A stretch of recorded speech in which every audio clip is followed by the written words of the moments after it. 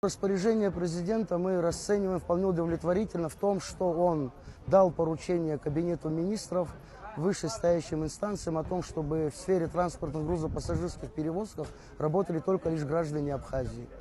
С этим мы согласны и поддерживаем его в этом.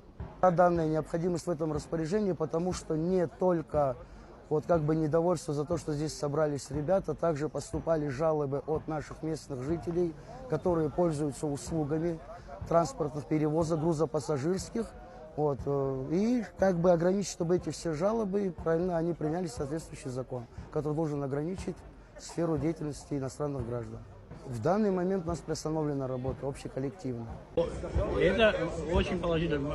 Насчет президента вообще нет слов. Пришел Тимур Михайлович, мэр города, мы его выслушали. Пришел министр экономики, он нам все показал, все сказал. 10 октября будет вынесено какое-то решение. Как видим, не то, что я вот здесь, что мы собрались, здесь 200 человек, в первую очередь приостановить мигрантов, временно приостановить их до распоряжения Кабинета министров. Как парламент решит, потом уже, пожалуйста. Сейчас я извиняюсь, одну секунду послушайте меня, 2 секунды, смотрите. О чем говорит министр экономики, да? Поручение президента 10 ноября, они уже отработали до 10 октября.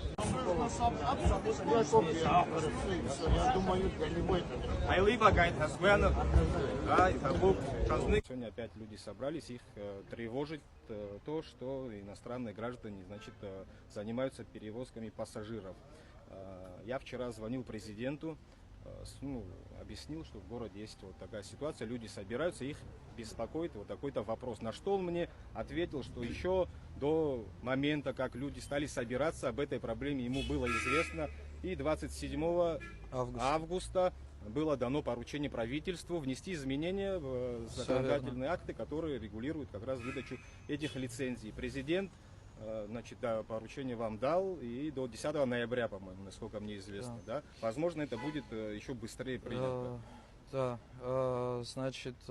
Я подробности не знал, с чем связано собрание людей. Вот сегодня услышал, честно вам скажу, я вчера о том, что люди собирались, не знал. Сегодня узнал, принес специально документы для того, чтобы вам показать, как дело обстоит.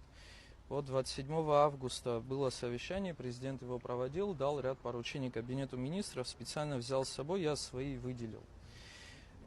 Здесь, звучит до 10 ноября представить предложение по изменению законодательства о лицензировании перевозок, чтобы в такси водителями могли работать граждане Абхазии, то есть это запрет для иностранных граждан. Это поручение, которое давал президент. В развитии, для того, чтобы проконтролировать это все, премьер-министр издает свое распоряжение. Здесь еще больше сужает сроки. Мне премьер-министр дал поручение до 10 октября, чтобы проект о внесении изменений был уже представлен ему. С 27 августа мои люди, хотя я в это время в Сирии находился, сразу дали поручение. Наши сотрудники уже занимаются, у нас почти готов проект, там надо внести изменения в закон, внести изменения в постановление. Мы эту работу почти закончили. На следующей неделе мы уже отправляем этот документ. Не буду вас грузить подробностями техническими.